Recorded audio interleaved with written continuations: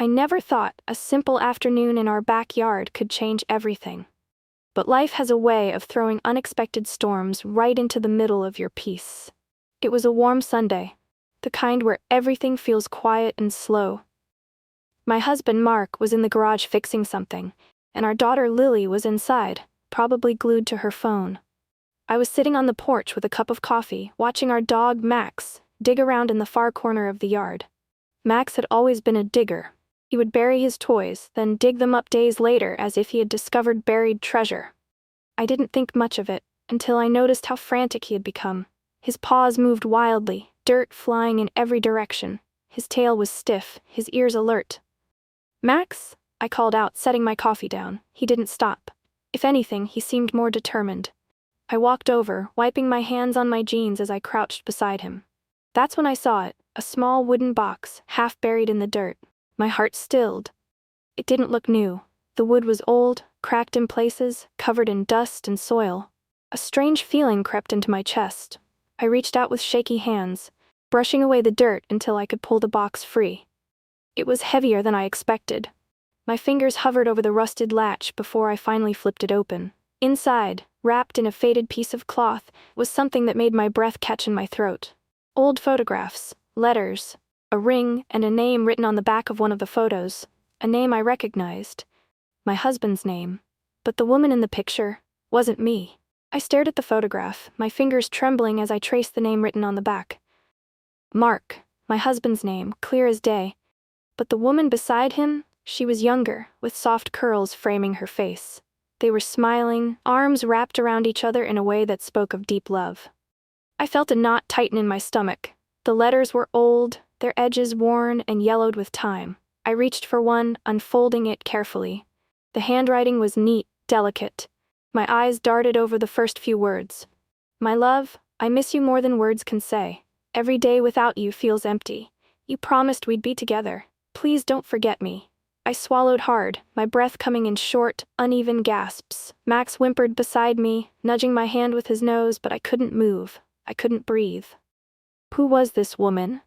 What was she to Mark? And why was this buried in our backyard like a secret no one was supposed to find? Footsteps. I looked up to see Mark standing a few feet away, a wrench in one hand, his expression frozen the moment he saw what I was holding. His face went pale. "Where did you find that?" His voice was low, almost fearful. I didn't answer right away. I just held up the photograph. "Who is she, Mark?" My voice barely came out. For a moment, he said nothing. His grip on the wrench tightened. His Adam's apple bobbed as he swallowed hard. Then, in a whisper, he said, "It's not what you think." But the way his voice shook told me it was exactly what I thought.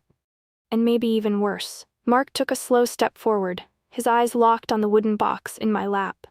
I could see the panic rising in him, the way his breathing turned shallow, the way his fingers twitched like he wanted to snatch it away. "It's not what you think," he repeated, but this time, his voice was more urgent.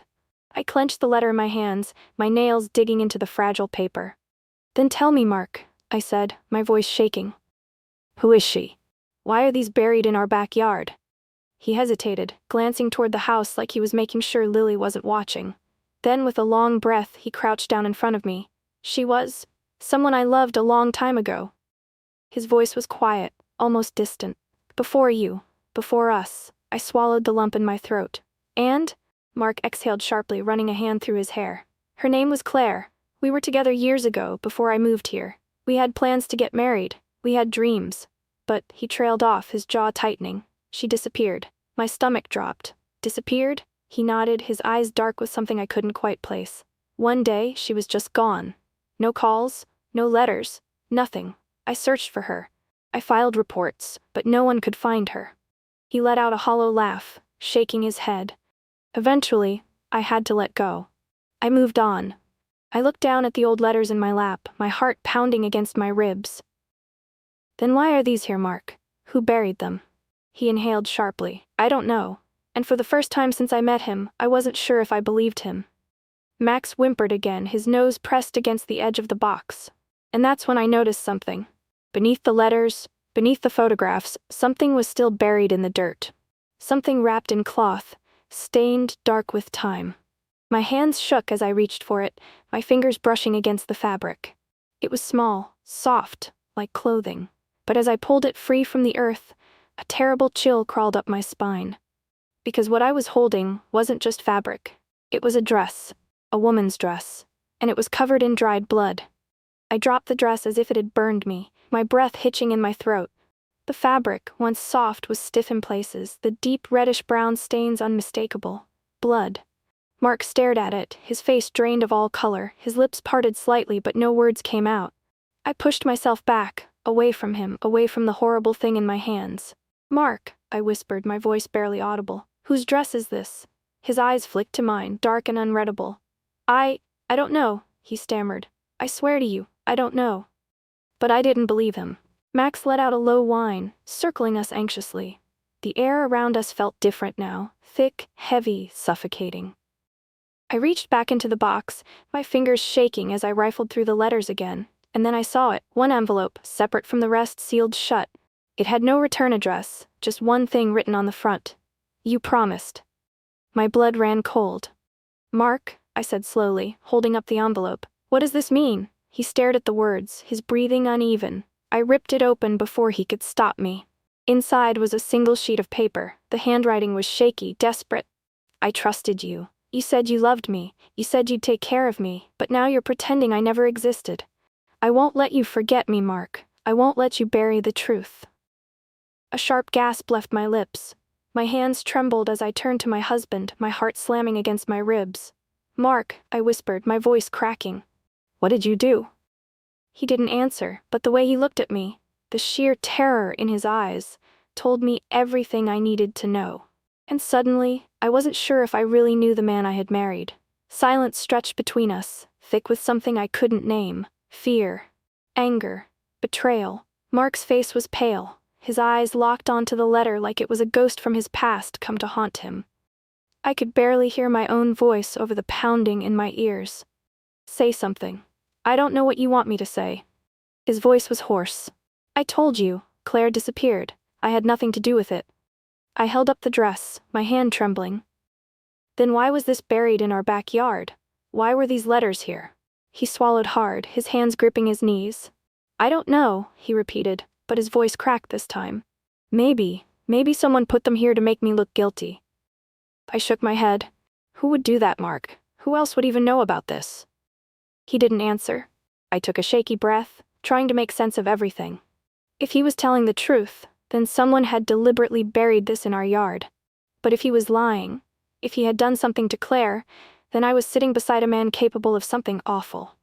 A cold shiver ran down my spine. "I need to know everything," I said, my voice firm.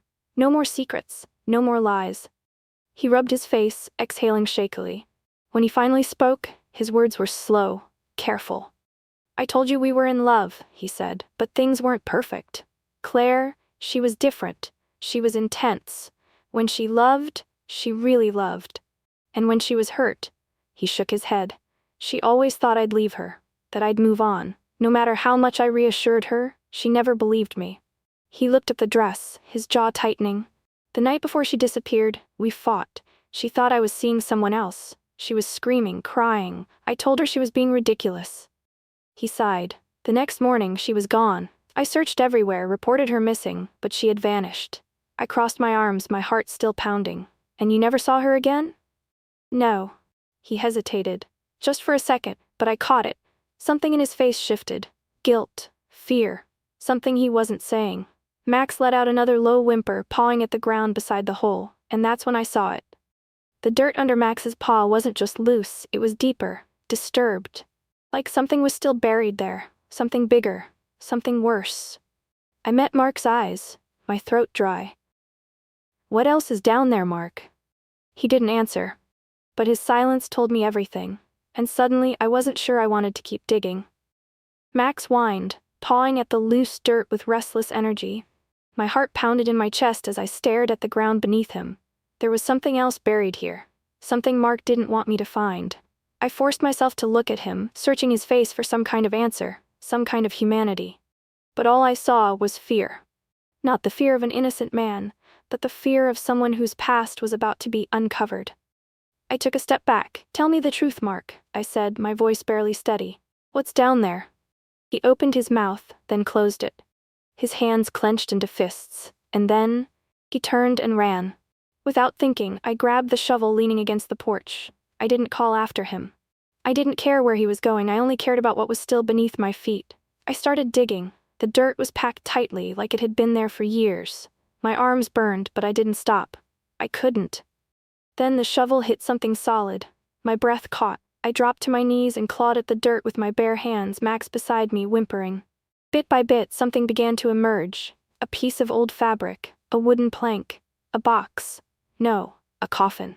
Small, too small for an adult. My stomach turned violently. My hands shook as I brushed more dirt away, revealing the rotted edges of the wood. And then, my worst fear came true. A brittle skeleton. Fragile bones, a child's bones. I gasped, stumbling back, my entire body shaking. Oh my God. A sick, suffocating horror wrapped around my chest. This wasn't Claire. This wasn't some secret ex-girlfriend. This was a child. And Mark had buried them here. I couldn't breathe. My vision blurred as I stared at the tiny bones nestled in the dirt. My body shook violently, my stomach twisting in knots. A child, a life stolen. And my husband had buried them here. I scrambled to my feet, wiping my trembling hands on my jeans as if I could erase the touch of death from my skin.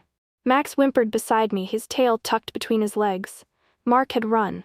Because he knew what I would find. Because he knew. Tears burned my eyes, but I forced myself to think. I needed answers. I needed to understand what kind of man I had married. I ran inside, my hands fumbling as I grabbed my phone. My fingers hovered over the numbers 911, but I hesitated.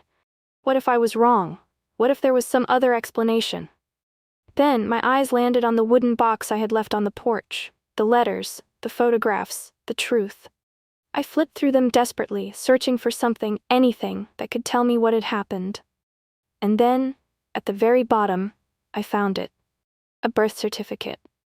My heart nearly stopped. Name, Noah Carter. Mother, Claire Whitman. Father, Mark Carter. Mark had a son. I felt like the ground beneath me had collapsed. He had never told me. Not once. But why? And then I saw it. One final letter, written in the same desperate, shaky handwriting as before. Mark, I don't know why you've changed. You loved him. You promised we'd be a family. But now you look at him like he's in the way. Like you regret us. I don't feel safe anymore. If anything happens to me, please, don't let our son suffer for it. Please remember the man you used to be. I clutched the letter to my chest, a sob breaking free from my lips. Claire hadn't just disappeared. Something had happened. Something terrible. I heard the front door creak open. I turned sharply.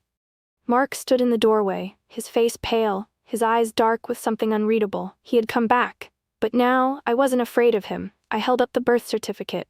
"You had a son," I whispered, "and you buried him in our backyard."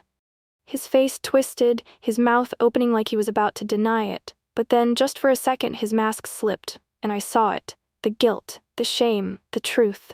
Tears welled in his eyes as he took a slow step forward. "I didn't mean to," he rasped. "I swear to you, I didn't mean to." My stomach turned. "You killed him, Mark." He shook his head wildly. "No, it wasn't like that. He fell. He hit his head. I panicked. Claire was already gone, and I—" He choked on his words, his whole body shaking. "I buried him because I didn't know what else to do."